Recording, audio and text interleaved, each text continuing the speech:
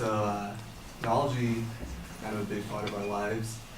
We all use phones, we all have computers, some of us have computers today, we use computers for school, for work. Pretty much part of our lives, there's no denying that. But there was a part in history when computers existed and people lived normal lives without using them. So I believe Apple, the company, kind of changed that by innovating different technology, introducing new devices that kind of incorporated technology more into our lives, to our everyday lives. So today I will be explaining the innovations of Apple. I'll be doing this by going through three of their innovations, being the Macintosh, the iPod, and the iPhone. So first, the Macintosh. Sorry. This is the Macintosh. It was released in 1984. This isn't the first home computer. Previously, before this, Apple released the Apple II, the Lisa, IBM released the PC in 1981. So home computers weren't a new thing with the Macintosh. The difference was Apple really tried to push the Macintosh as this big revolutionary computer. Steve Jobs was quoted by saying it was an industry milestone. He believed it was something a computer that everybody was going to need in their lives, because the main selling point of the Macintosh was that it was a user-friendly computer, and that you didn't need to be super into computers to use it, and it was going to be a home computer that everybody was going to need, and it was going to change everybody's lives. So, and when it came out, it wasn't as successful as they thought it was going to be. For one, it was $2,495, which even for today is pretty expensive. And for the price, a lot of people argued it didn't really do much. So it was easy to use, but other computers had more functions. Because of this, Apple continued to go through with different computers, though the Macintosh did evolve over time into what is the iMac in 1998, which was a successful computer and did incorporate that user-friendly method that the Macintosh originally tried to go through. And of course, that evolved to the iMac. Today is still a very popular computer. And because of this, other computer companies started going through with this method of user-friendly. That's why all computers today are very easy to use. They're not super complex. They're made for families to use. So throughout the 80s and 90s, Apple really just continued to go through the computers. And when the 2000s came along, they went into different technology with the MP3 player, with the introduction of the iPod, and in 2001 the iPod was released. And this wasn't the first MP3 player, just the same way how the Macintosh wasn't the first computer. According to Lifewire.com, MP3 players before this were a lot more expensive than the iPod and didn't have as much as memory. So when the iPod came out, it was kind of revolutionary for holding 1,000 songs and for being portable, pretty much.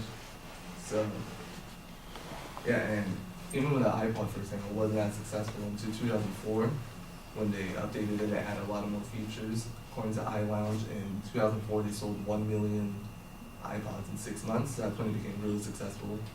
And that was mainly because they added a lot more features to it. They gave it video, photos, games, gameplay, and became more than just a music player. You can do all this stuff on it, and it became sort of an information device.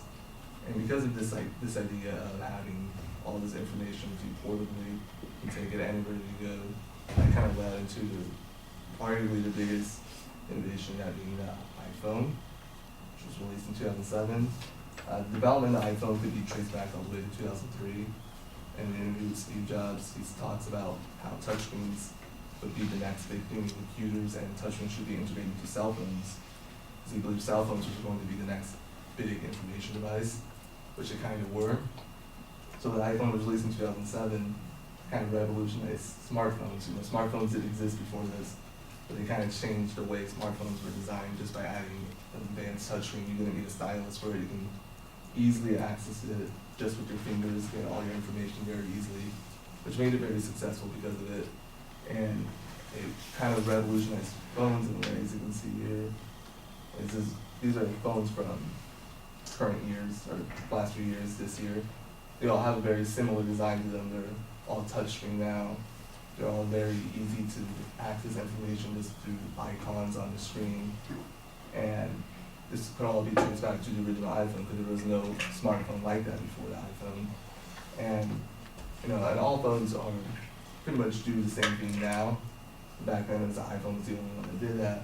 Also, just the access to the internet so easily with the iPhone kind of changed a lot of people's lives. We all use the internet now. We all use social media now. We don't need a computer or a desktop to do that. We can just do it on our phone. We all use our phone more than just calling and texting.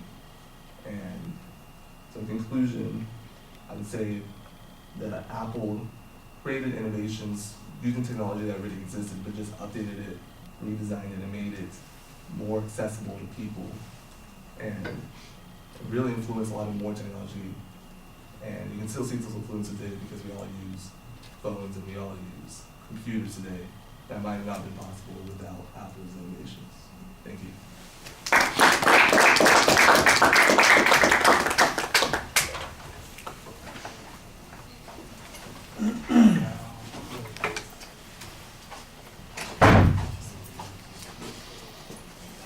Nick, you're not here? All right. Well, I'll just tell you what I thought.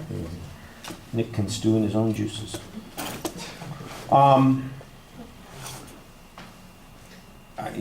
Most of what I thought is all very positive. I thought that you had a very clear statement of what your topic is.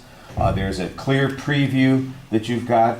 Everything is organized clearly and easy to follow. It's primarily following the products, so it's kind of topical and chronological simultaneously, which I thought worked really well. The visuals also help us move from point to point pretty clearly. They don't add a lot of information, but they add just enough information to show us, what's different about each of those products, either in design, for instance, or the interface that's going on there. And I thought that worked pretty well. They're simple images, but they accomplish a couple of things. They keep us interested because we get a little kind of history lesson. Most people are just functioning with their iPhones or some kind of technology like that. You guys were probably, did you have an iPod? Well, yeah, there's a point at which people are going to go, iPods, what the hell is that? Because it was, that's ancient technology now because everybody just uses their phone for the same kinds of things and they don't really have that separate sort of thing. Maybe it'll be a couple more years before we get to that particular stage. So there's just enough familiarity, I think, for the audience to be intrigued by what you're talking about there. I thought you had very good information in the presentation. You cite it well. You tell good stories about those kinds of things. The only thing that I thought was problematic, the transitions from the first point to the second point and the second point to the third point, those were good. Your first transition, though, was really awkward. It was just like you just fell into that first point. Something a little bit more graceful would be nice. When you watch it back and listen, I think you'll probably hear the difference between what happened between the second and the third and what happened between the preview and the first point. It was just, like a speed bump. Boom, that's where we are. And other than that, I thought you did a good job organizationally and with the transitions. That was just it's the first one, and so it's the one that I noticed the most at the beginning.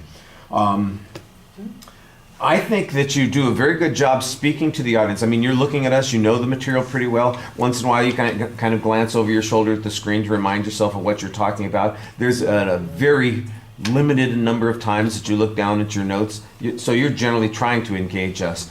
I think you might be able to be a little bit more diverse in your delivery with your inflection and your voice, but that's something that you're going to have to practice a little bit. But it was not problematic. There was nothing that was wrong with it. I'm just talking about what can we do that's going to make things better, because I thought that you did a very good job on most things. All right? All right. Thank you.